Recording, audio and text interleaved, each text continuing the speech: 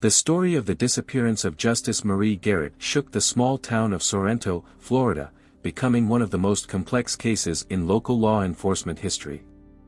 The 16-year-old girl vanished under mysterious circumstances, forcing investigators to plunge into a deep and disturbing investigative process. Friday, April 13, 2018, became a day of irreparable tragedy for the Garrett family. That morning, everything was slightly off-kilter. Justis woke up later than her usual schedule, risking missing the school bus.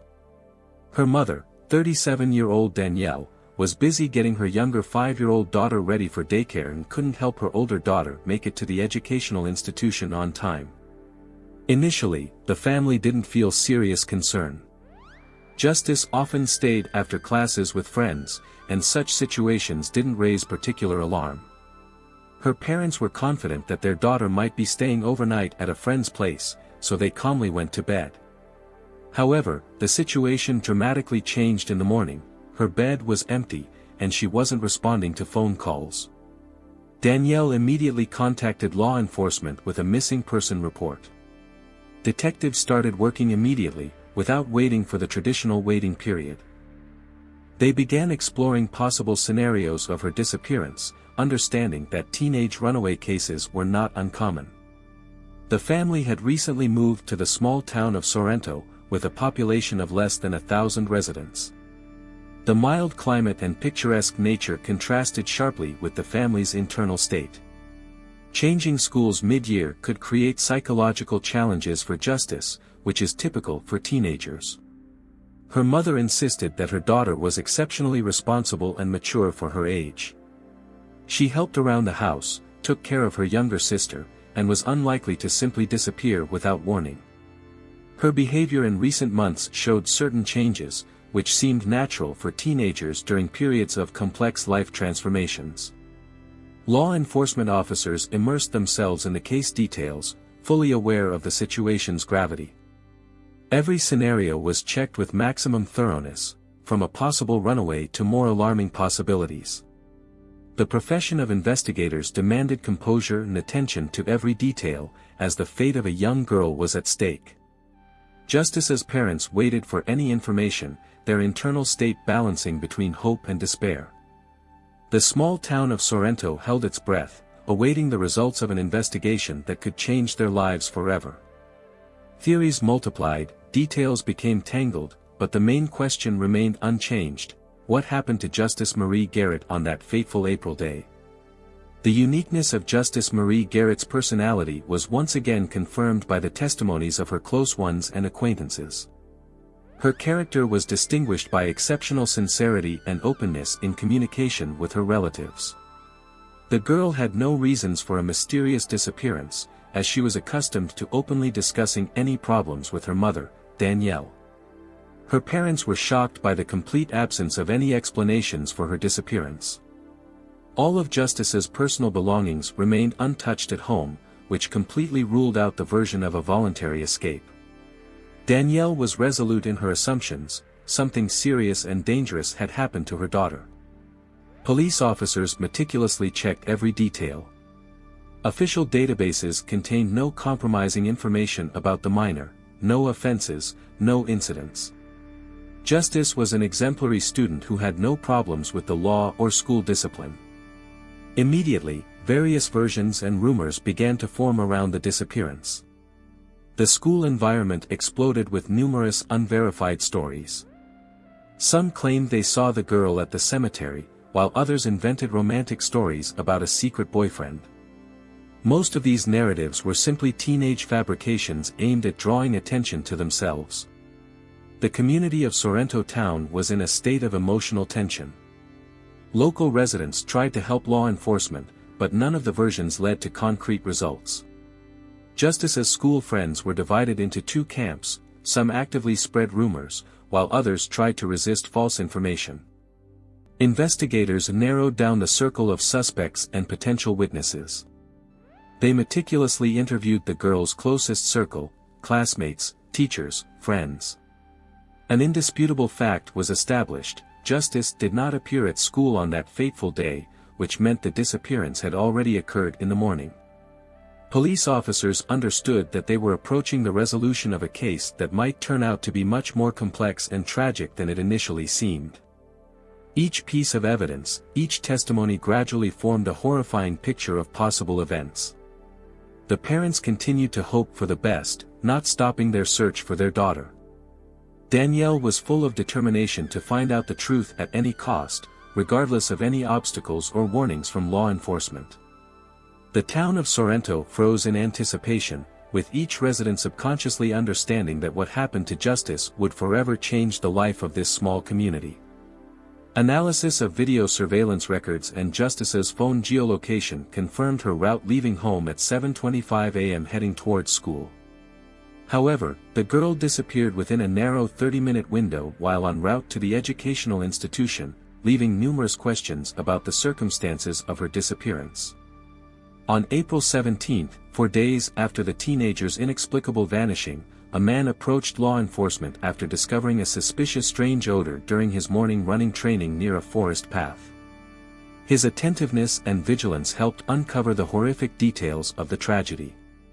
Approaching the source of the unpleasant aroma, he immediately encountered a human body and immediately called emergency rescue services. The police officers who arrived at the scene documented a female corpse with clear signs of prolonged exposure outside human dwellings. The body showed minor damages from wild fauna and climatic conditions, but the primary tissue injuries were caused by a chemical substance similar to a powerful bleach. Experts suggested that the use of this aggressive liquid was intended to hide crime evidence and complicate victim identification. Initial body examination was complicated by its critical condition. The upper body was so damaged by chemical burns that it was difficult to determine anatomical features. However, even in this state, it was evident that death resulted from violent actions. Final identification was only possible after thorough genetic analysis. The body's location was a forested area near Delanda City, approximately 30 kilometers from Justis's hometown of Sorrento. The body's condition demonstrated a horrifying scene. The upper part was so destroyed that bone structures were visible in places, while the lower part was better preserved due to clothing. Forensic medical examination could not establish the exact cause of death due to the body's complex physical condition, though suffocation was considered the most probable version. Additional evidence pointed to violence. The girl's pants were pulled down to her ankles, her upper clothing pushed up. However, due to the aggressive chemical substance, evidence could not be conclusively proven. The body clearly showed signs of physical violence, notably, the nose was broken in several places, indicating the attacker's brutality. Questioning the man who discovered the body brought additional crucial information for the investigation. The witness reported that the day before, on the 16th, during his running training, he noticed an unknown person near the location of the future tragic discovery. According to his description, the stranger's physique and build appeared male. The runner's appearance frightened the unknown individual, causing them to immediately disappear. The witness himself underwent thorough verification and a polygraph test, confirming his non-involvement in the crime. Police conducted a thorough investigation of Justis's route, carefully examining video surveillance records at all key sections of her presumed movement, including stops where the school bus was supposed to depart. The preliminary information from the girl's mother about her daughter's independent journey to the educational institution proved to be false. It turned out that on that tragic morning, the girl's escort to school was her stepfather Robert, who was heading to the construction site where he worked as a carpenter. The man's professional situation was complicated. He was constantly seeking stable work and getting by with temporary odd jobs. Inconsistencies in the mother's testimony forced investigators to conduct an additional, more meticulous interrogation. This time, the woman changed her previous version, confirming that Robert was indeed supposed to take Justis to the educational institution. Her explanation for the initial lie was quite unexpected. The man had temporarily suspended his driving privileges, and she was afraid of possible legal consequences for him. Such manipulations with information significantly complicated the investigation process. Detectives sent official requests to obtain video recordings from the school's automotive parking lot, where the girl was supposed to be dropped off. The presumed stop location coincided with the school bus location that Justis was supposed to use. Unexpectedly, it turned out that precisely during the period of interest to the investigation, a technical failure occurred in the video surveillance system. As a result, establishing the fact of the girl's drop-off became impossible. Dozens of interviewed school staff and students unanimously claimed that Justis did not appear at the educational institution that day. Robert, Justis's mother's partner, remained the last person who had seen the girl alive. Intensive interrogations and psychological pressure from law enforcement eventually forced the man to reveal more. On April 29, Robert provided a fundamentally new version of events. According to him, he did not take Justis to school. Instead, at the girl's request, he dropped her off in the city center, assuming she had a secret meeting, most likely with a boyfriend. The man hoped to establish relations with his stepdaughter this way and prove his loyalty to her mother Danielle. Robert claimed that he intentionally did not try to clarify the details of the meeting, as he was at the initial stage of his relationship with the girl's mother. He did not know the name or any details about the person Justis was supposed to meet. The girl assured him that she would independently get to school and return by bus. Robert was absolutely confident in the safety of the situation. The man had no opportunity to wait for Justis, as he was urgently heading to a work shift as a day laborer in Volusia County, without having a free minute for additional waiting. Law enforcement was struck by this unexpected version of events. Neither parent had any information about the mysterious stranger with whom the girl was supposedly supposed to meet. A well-grounded version emerged that Robert could be either the last person who saw Justis alive or even involved in her disappearance. Attempts to obtain additional information from the mother and stepfather proved futile. Therefore, detectives again turned to the deceased's social circle. It turned out that Justis practically had no close friends, as her peers unanimously testified. However, her friends shared an interesting detail. Recently, the girl had begun talking about an unknown boy from the internet. They had met on social networks, where he showed considerable activity and heightened attention towards her. According to her friends, Justis was dissatisfied with the stranger's excessive enthusiasm and did not plan to develop a relationship. Police carefully analyzed the girl's social media profiles, examining likes, comments, subscriptions, and correspondence. Particular attention was drawn to an account of an 18-year-old young man with a muscular appearance who had been actively communicating with Justis, trying to get acquainted and making compliments. Despite the guy's claims about living nearby, police could not identify anyone similar in the deceased's immediate environment. None of her friends recognized the depicted person. Moreover, despite active attempts to make contact, Justis consistently ignored all messages. Detectives were convinced this account contained the key to solving the crime. A thorough check of the account allowed them to obtain the user's phone number. However, the result was shocking. It turned out that the page belonged not to an 18-year-old youth, but to a middle-aged man named Robert Kern. Investigators were stunned by the coincidence of circumstances. Robert, who had previously been willing to cooperate, now completely changed his position and refused to collaborate. Law enforcement became more persistent, as the man had already been caught in false testimony, and all collected evidence led directly to him. Robert had become the primary suspect in the murder of a minor girl. Despite his denials, law enforcement arrested Robert Kern and conducted thorough psychological and criminal profiling to compare his personality with the circumstances of the brutal crime. Of course, online correspondence could not serve as irrefutable evidence of involvement in murder. At that time, Robert had practically become a family member, as he had been dating the victim's mother since the previous autumn. He constantly stayed overnight in their home, frequently contacted all family members, and there were no indications of the man's inappropriate behavior towards the underage girl. At least, outwardly, they knew nothing about such things. The girl herself remained silent and told no one about possible problems. Robert categorically denied any guilt and rejected any advances towards the minor. He explained the social media correspondence as an unsuccessful joke. He claimed that the inspiring messages with compliments were an attempt to boost Justis's self-esteem, suggesting she would be pleased to receive so much male attention. However, his version sounded utterly absurd, as Justis hadn't even made contact with the boy who constantly liked her photos and showered her with compliments. She simply ignored his presence and considered him mentally unstable in conversations with her friends. In an effort to find additional evidence, investigators decided to speak with Justis's closest friend named Rachel. The girl reported that they had an exceptionally close friendship, especially in the recent period. Justis often stayed at her home. On one occasion, Robert personally came to Rachel's place to check on Justis's status and learn about her immediate plans to return home.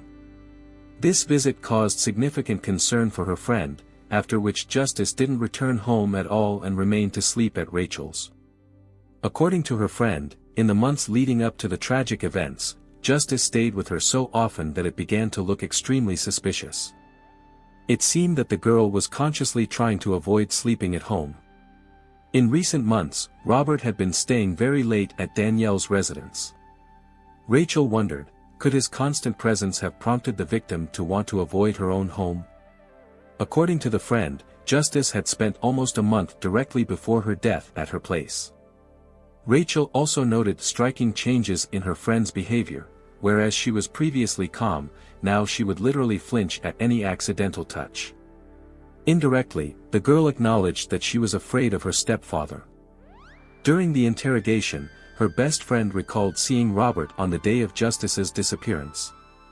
According to her testimony, the man looked terrible, his gaze was so frightening that she felt genuine, animal-like fear. After this conversation, she finally understood why Justis constantly tried to spend nights at her place. However, Rachel could not clearly explain exactly what in Robert's behavior and appearance had caused such a deep sense of anxiety and suspicion. Despite initial doubts, investigators were confident they were on the right course. Detectives decided to conduct an in-depth investigation into the main suspect's biography, carefully analyzing his online communications and phone calls. The results of their investigation caused genuine shock and disgust. It turned out that Robert's criminal past was quite extensive. Starting with 2 burglaries with illegal entry in the early 2000s, the man continued to demonstrate criminal behavior. Analysis of search queries from the past month revealed extremely suspicious information. Robert was interested in capable of causing loss of consciousness, particularly chloroform. Moreover, it seemed he had managed to acquire this dangerous substance. Additional evidence pointed to long-term and purposeful preparation for the crime. The perpetrator carefully studied maps and surrounding forest areas, apparently trying to find the most secluded place to hide the crime. His search queries also included methods of destroying traces on the victim's body, including information about bleaches that could be used to process the body. Robert's mobile phone geolocation on the day of the girl's disappearance became a key piece of evidence. Contrary to his claims, the man did not stop near bus stops or schools, nor did he drop anyone off in the city. Instead, he deliberately headed to the forest where Justis's body was later discovered. In this area, his mobile phone remained stationary for almost an hour, further confirming Robert's involvement in the crime. Initially, the man claimed he was heading to work in the Volusia area, but this proved to be an outright lie. In fact, he brought his lover's daughter to a remote forest area where, according to the investigation, he raped and killed the girl, and then set about concealing the crime. The investigation managed to charge Robert with the murder of the minor Justis. He was taken into custody before the start of the trial. The exact motive for the crime was never clarified. Robert remained silent until the end of the court hearing. The prosecution suggested murder for the purpose of violence. The defendant refused to provide any testimony in his defense, consistently denying his guilt. However, the prosecution had such powerful evidence that left no doubt about the man's involvement in the crime. During the court hearing, the defendant's extensive criminal history was made public. Robert was first arrested in May 2019 in New York State for fraud. Since then, he had been in Volusia County Jail without the possibility of release. The investigation proved that as early as 1999, the man first broke the law by committing a burglary with illegal entry, for which he received 18 months in prison. 3 years later, he committed another theft, for which he served a 1-year term. All of Robert's testimonies were found to be false. He claimed to have dropped Justis off near the school early in the morning and worked as a carpenter, but both statements were categorically refuted by the investigation. When the first versions of his defense collapsed, Robert began to invent increasingly absurd explanations, apparently trying to confuse the investigators. However, his manipulations only further confirmed his involvement in the brutal crime. Investigative teams conducted a detailed analysis of the suspects and the victims' movements, synchronizing all temporal coordinates with extraordinary precision. The accused's telephone communications and electronic correspondence revealed that the crime had been meticulously pre-planned. The prosecution concluded that the young girl was doomed from the very beginning, as Robert's criminal intentions were exclusively directed towards a fatal outcome. Forensic experts discovered unique biological traces of vegetation and soil from the crime scene directly in the suspect's vehicle. Contrary to the accused's categorical statements about having no presence in the specified area, it was established that he visited this location at least twice. Moreover, after committing the brutal crime, the man returned to the crime scene once again. Mobile phone geolocation data confirmed his presence in the crime area on April 16 during a short time interval. A version was proposed that at this very moment, he arrived and processed the body with chemical substances to eliminate traces of the criminal act. It was then that a sports runner, who subsequently discovered the victim's body, noticed him. At the time of the incriminated crime, the accused was 43 years old. The prosecution insisted on the undertone of the attack, asserting that the abduction of a minor was a targeted act aimed at satisfying perverted urges and subsequent cruel violence. Robert had long exhibited an unhealthy interest in Justis, who consistently avoided unwanted attention and rarely stayed at home. He systematically attempted to realize his unlawful intentions, and when an appropriate moment arose, he achieved his goal, depriving the 16-year-old girl of her life. The victim's mother, in a state of shock, provided extremely crucial testimony against the defendant. She explained that it was Robert who prevented her from immediately contacting law enforcement after her daughter's disappearance. The man convinced her that Justis was at her friend Rachel's place, and subsequently forced her to claim that the girl had independently left for an educational institution. Initially, the woman did not comprehend the true motivation behind his manipulations, assuming he was afraid of possible consequences due to driving a vehicle without appropriate documentation. After carefully examining the case materials, the jury reached a decision within a short time frame, approximately 30 minutes. They unanimously found Robert Kern guilty of intentional first-degree murder of a minor. The sentence included life imprisonment without the possibility of early release, as well as an additional 5 years of imprisonment for consciously attempting to obstruct the investigation. Throughout the entire judicial process, the accused never admitted his guilt and showed no signs of remorse. Despite irrefutable evidence, he insisted on his innocence until the very end, accusing law enforcement agencies of unwarranted persecution and systemic arbitrariness. I look forward to hearing your thoughts in the comments. Subscribe to the channel. Until next time, friends.